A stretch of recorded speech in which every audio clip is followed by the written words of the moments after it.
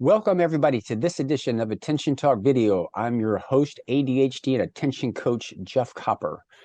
Today I want to talk about the distinction between executive functions and outcomes and planning. All those things get kind of commingled and it just gets confusing. Executive functions, I like to think of in the context of Dr.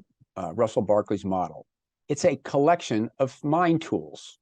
Includes self-awareness, emotional self-regulation, self-restraint, visual imagery, nonverbal working memory, playing with information in your mind. It's, again, a set of tools like a hammer, a saw, a screwdriver. They're the things that you use to do something, right? You use the tools to build a house. You use the mind tools to construct a plan or to manage time. They're the things that you use in the process to do that. Now, a plan is the outcome. Once you have gone through the process using your executive functioning tools, you have a plan. A house is the outcome of using the tools to build a house. Here's what's interesting, and for those that watch our channel, if you'll notice, I focus on the individual tools, what's going on, not just the process, okay? So a lot of times people are like, I got to get a plan, I got to make a plan, I got to make a plan. I do a lot to try to help you understand the challenges of the individual tools used in getting to the plan. One of which I talk a lot about working memory and how thinking inside your head is difficult and you need to externalize it.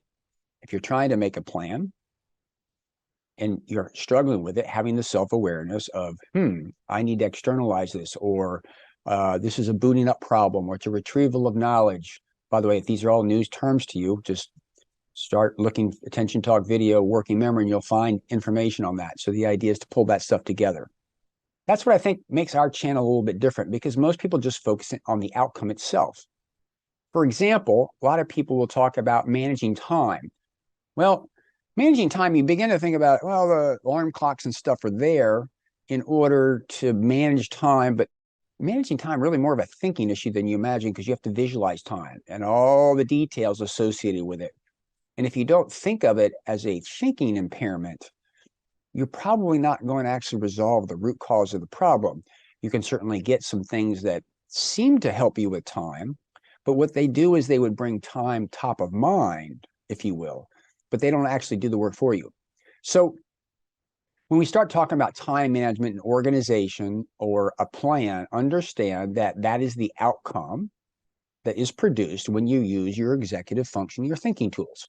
If you're having challenges with those outcomes, right, it's usually a bit better than, rather than just dwell on the outcome, but try to identify where the challenges are within those mind tools and begin to isolate those and address those.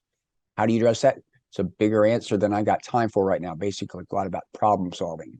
But I wanted to make this distinction because people talk about executive functions and planning kind of interchangeably.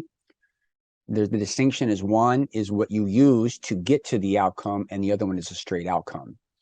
And finally, if you're just dwelling on outcome on anything, you're not talking about the process, you're going to have a hard time getting there. So with that, hope you've enjoyed this. If you're new to our channel, please hit the subscribe button. We release a tip or idea or thought or insight every week. And for our regular subscribers, what do you think of this? A little aha moment in there? Does it make some sense? Do you notice is that when it comes to executive function, your challenge is the booting up process, which is initiation, which is a working memory issue, or is the retrieval of knowledge, or is it just the manipulation of it in your mind? Isolate that, and you can better have ability to problem solve that. Also, we do what we do for you. Certainly like support of our channel by hitting the thanks button. With that, we hope you've enjoyed this edition of Attention Talk Video. Take care.